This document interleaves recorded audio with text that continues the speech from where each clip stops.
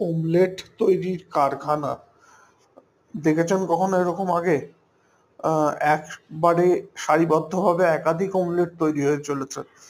আম, তারপরে অমলেট গুলো তৈরি হয়ে গেলে উম, সেগুলোকে ভাঁজ করে আরেক প্রস্থ আম, অমলেট তৈরি করার উপাদান, তার মধ্যে এই ডিমের কুসুমটা ছেড়ে দিয়ে মাঝখানে কিছু আরো সুস্বাদু করবার মতো কিছু উম, আনাজ বা বা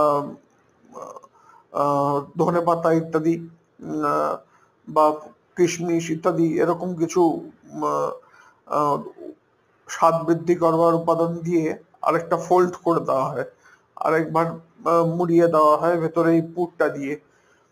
সবটাই কিন্তু হচ্ছে একবারে পরপর সারিবদ্ধ হবে। দেখুন কতজন কত একবারে কতগুলো ওমলেট তৈরি করে চলেছেন, অবিশ্বাস্য। এবং